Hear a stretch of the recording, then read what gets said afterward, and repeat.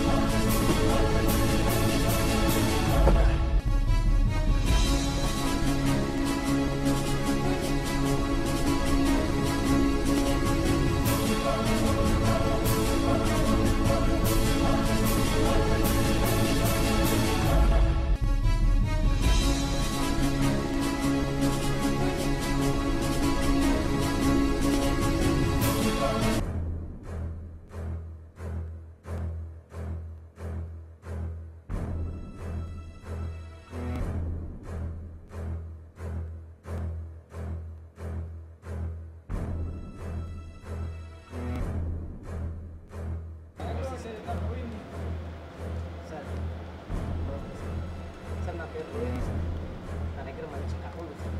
మీరు ఒక 5 నిమిషాలు టైం ఇస్తే చెప్తాను సార్. ప్లీజ్ సార్, 5 నిమిషాలు. ఆపరా బాబు, నీ కథ వినాలంటే నా దగ్గర టైం లేదు. నాకే నువ్వు టెన్షన్స్ ఉన్నాయి, అది కాకుండా నీ టెన్షన్. 5 నిమిషాలు సార్, మొత్తం చెప్పేస్తాను సార్. మార్నింగ్ నుంచి నీలాంటి వాళ్ళని ఎంతోమంది చూస్తున్నాను, ప్రతిదీ వినలేదు, ప్రతి సినిమా చేయలేదు. ప్లీజ్ సార్, ఒక్కసారి, ఒక్కసారి సార్. నా వల్ల కాదు, వేరే వాళ్ళని చూసుకో. చాలా మంచి కథ సార్, ఖచ్చితంగా నచ్చుతుంది సార్. ఏ హాలీవుడ్ సినిమా చూసి కాపీ కట్టే సార్, నా సొంత కథ సార్ ఇది. సార్ లేదు సార్. రే వెళ్ళమన్నాగా, లోపలికి ఎవడు రానిచ్చాడు? వెళ్ళు.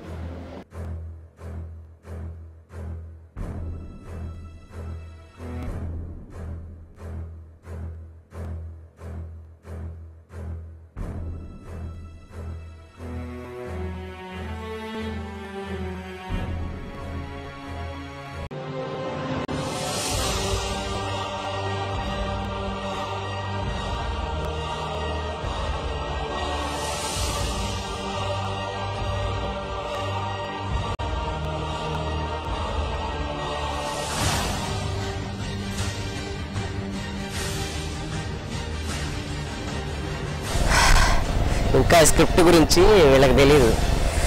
ఈ స్క్రిప్ట్ తడాక ఏందో తొందరలో నేను చూపిస్తా.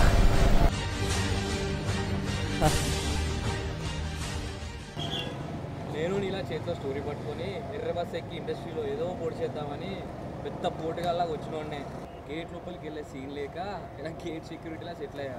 నీ విషయం నాకు తెలియదు భయ్యా, ఇండస్ట్రీని పొడి చేద్దామని వచ్చా, పొడిచి చూపిస్తా. వాడు ఇలాగే మాట్లాడుతుంది. అసలు ఇండస్ట్రీ గురించి తెలిసిన తర్వాత ఇలాంటి వాడు మాట్లాడు. అసలు ఈ సినిమా కష్టాలు అంటే తెలుసా? చూడు తమ్ముడు, 7 కష్టాలు నువ్వు పడలేవు, కానీ ఇంటికి వెళ్ళి ఏదైనా పని చూసుకుంటావు.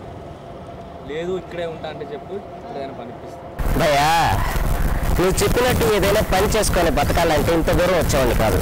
బతకడానికి ఎన్నో మార్గాలున్నా ఇలాగే బతకాలని ఫిక్స్ అయ్యా. అలా ఒక్కసారి ఫిక్స్ అయితే నా మాట నేనే విన్నాను. అందరిలా కాదు, ఎన్ని కష్టాలు ఎదురైనా, ఎన్ని అవమానాలు ఎదురైనా నచ్చిన దానికోసం చేసి చూపిస్తా.